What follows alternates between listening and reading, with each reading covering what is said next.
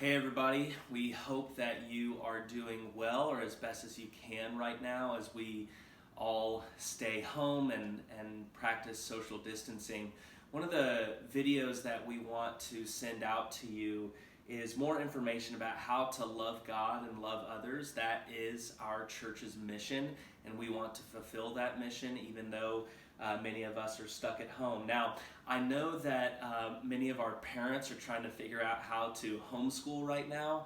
I know that many of us are feeling very isolated, and potentially a lot of us are struggling with boredom, but we still want to be able to do this and practice love of our neighbors. And so our ministry team sat down and brainstormed some ideas to love our neighbors, and we wanted to share these with you. Now, of course, we're also encouraging safety and precautions, so we aren't saying these as kind of commands or things you must do, but they're ideas and recommendations to help you love the neighbors around you.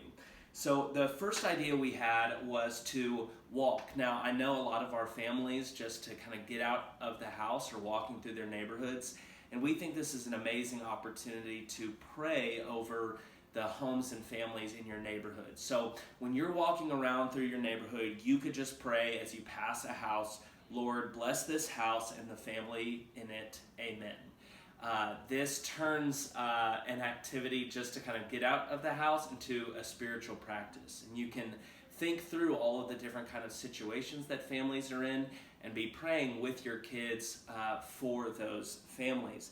Now, if you're in an apartment complex, this still works. So go on a walk through and in and around your apartment complex and be praying for all the different people in those apartments. Spend some time as you walk to pray for the benefit of others and pray that God would be present even in the midst of a lot of isolation. The second idea continues that thought of prayer, but we wanted to give kind of a little bit of guidance. You may not know where to start when you pray. So one way is thinking about prayer as starting with the world and kind of zooming into your situation. So you could begin by praying for the world. You could pray for the CDC and the World Health Organization.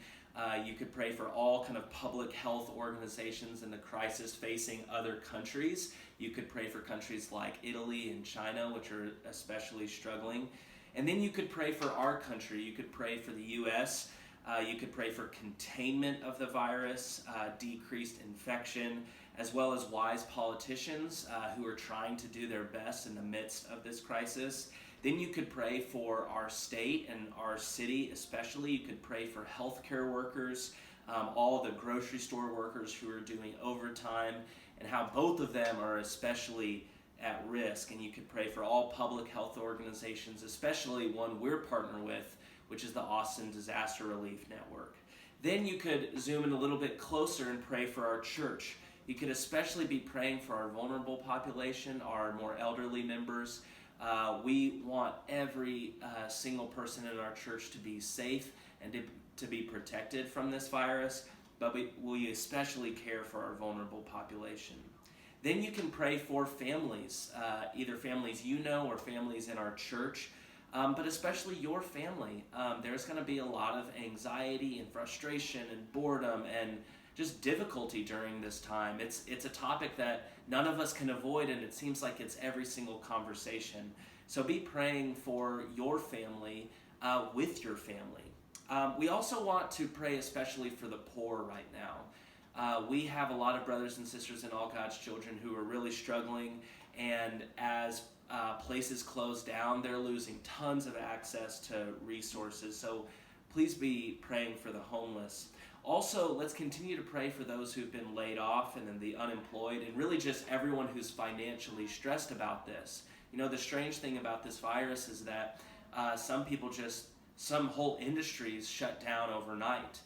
This is not typical in any time of crisis. This was immediate, and so many people just found out in 24 hours that they didn't have jobs anymore. So pray especially for those who are financially stressed right now.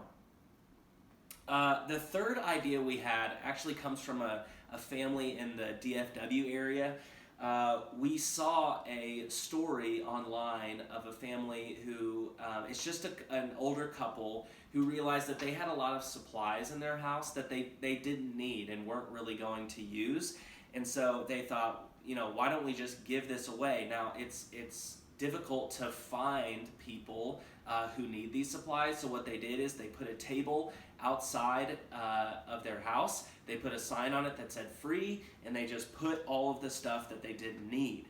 And I just think this is an incredible opportunity to use your extra to meet someone else's need. And just within a few hours, this family, the table that they set out and all the supplies, it was gone because there are a lot of needs right now. So that was our third idea. The fourth idea is supply runs. Now this is especially suited for our younger members of our church.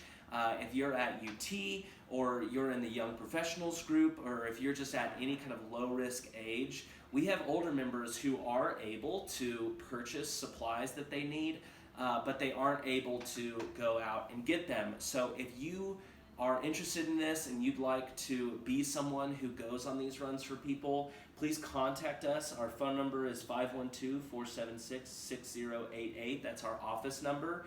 And our office email is office@uachurch.org. And all you have to say is, hey, I'm able to go on a few runs throughout the day and get people, whether they ordered groceries online or they ordered some other kind of supplies, I'm happy to go get it and bring it to them. So if you're interested in doing that, we'd love to connect you to some of our other members. The fifth idea we had is just to connect with people. This is one of the best uses of technology we have right now. You can connect with people even from your home. So, before this virus, we know that so many people in our city are struggling with depression and anxiety and loneliness, and this is an incredible stressor on those issues. And so we don't want self-isolation and social distancing to put even more weight on those who are struggling with depression and anxiety. And so we want to use this opportunity to actually connect with people. So I challenge you, pick a few people every day, 2, 3, 5 families that you want to connect to. And you can text them, you can just say, hey, how are you doing?